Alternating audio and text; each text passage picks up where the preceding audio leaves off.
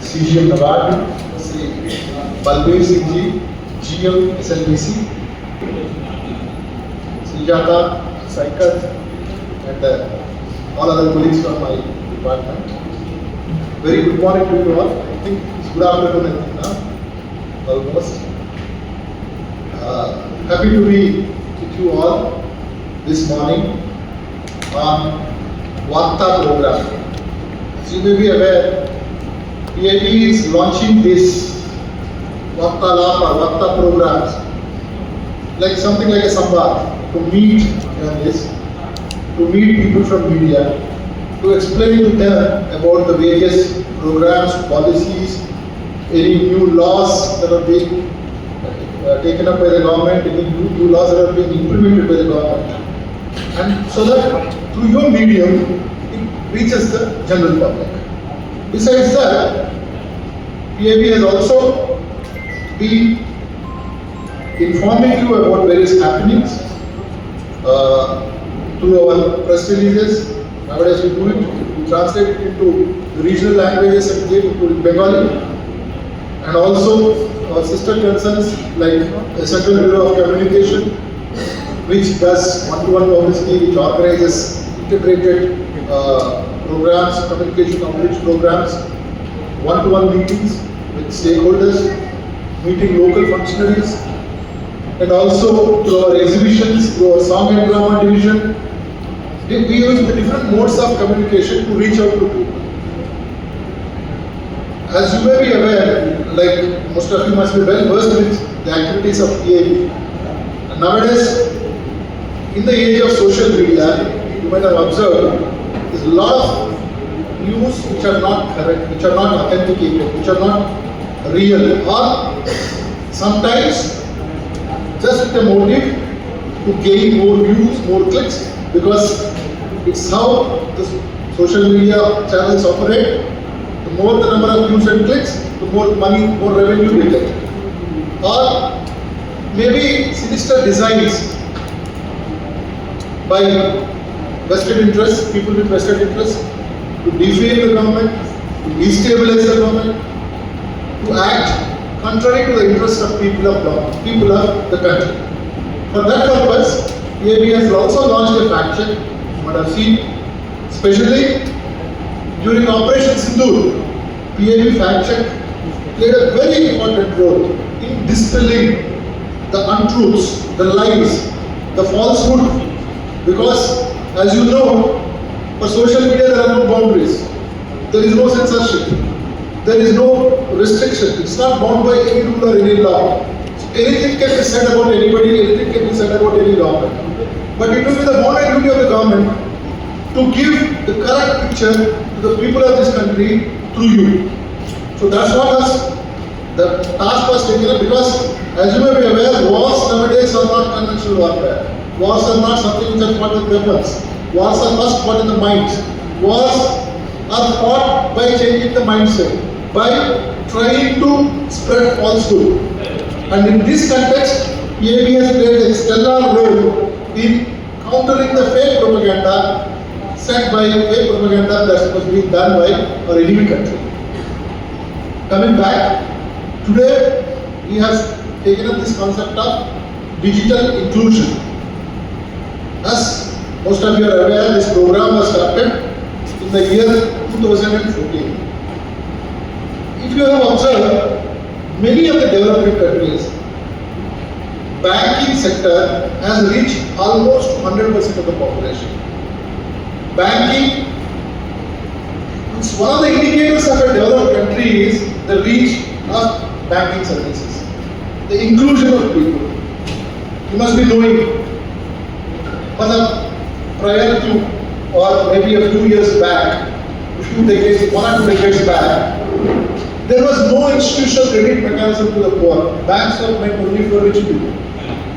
Banks are meant only for the people. Banks are meant for people like big industrialists or people with a lot of money who wanted to invest, who wanted to make profits at all. But the idea of the government is to make banks reach out to the common people with introduction of PM jone, and also make them to have some security for them in the form of some insurance, to make insurance available to everybody, to make provident fund available to most of the people, especially in the organized sector. So for that purpose, in 2014, this financial inclusion program has been taken up, and through JAM, must be knowing Jandan, Aadhaar and mobile. Because still if you see in rural areas, the penetration of banks is still less when compared to what it is in urban areas. Many measures have been taken up by like introduction of banking correspondents, opening of more branches, opening of new ATMs, so that the facilities are made available, and also to make more people utilize the banking services, this Aadhaar card, and then zero accounts, zero balance accounts, so many things, so many new institutional mechanisms have been brought up. And to oversee all these things, we have organizations like IRPA, PFRPA, UPI, so on and so forth. So anyway, our experts are there from banks. They will be speaking more elaborately on this and the need for financial inclusion, the need for people to know about various services. Because if you see in villages, if suppose a small street vendor to buy his vegetables in the morning, he must be needing some 500 rupees or 1000 rupees. You know, if he goes to a money lender for that 1000 rupees, directly he will deduct 100 rupees, gives him 900 rupees, and by evening he has to repay him 100,000 rupees. This is how people used to fleece them. But with the availability of institutional credit, this, like we have mudra loans, all the availability of these things, people can do business with credit at much lesser interest rates. So these are all the mechanisms that have been brought forward by the government. We want you to allow most of the things, and in fact, my friend from NABARD is there. It's a question of agriculture credit. So many times, agriculture is for the last person to be given credit because there was no surety for the crops. Keeping this in mind, Kisan credit cards were brought over so that farmers, including tenant farmers, were able to get agriculture credit. And NABARD is doing a commendable job by giving credit to agriculture and allied sectors. So we request you to once again refresh the memory of people about, because still it is not in 100% saturation mode. Still the financial inclusion is not in 100% saturation mode, and the government wants to take it to 100% saturation mode. Everybody should have a bank account. In fact, if you are aware, most of the welfare schemes are now through DBT method, the direct benefit transfer method. Earlier, if suppose some beneficiary, if a really deserving beneficiary was to be helped, there used to be various levels. In fact, the oft-quoted cliche was, if 100 rupees is sent from Delhi, by the time it reaches the actual beneficiary, only 50 rupees reaches them. To solve this problem, DBT was brought, and DBT through Jandan accounts. DBT, the direct benefit transfer.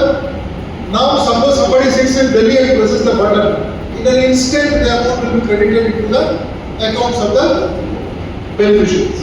This will mitigate corruption, this will increase transparency, and it will be a very hassle-free method of distributing, or hassle-free method of giving welfare to the deserving.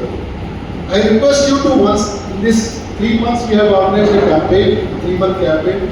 I request you to refresh the memories, request you to give publicity to these schemes, request you to make people more aware of this banking and other allied services so that they can benefit from them.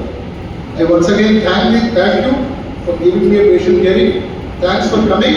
Thank you.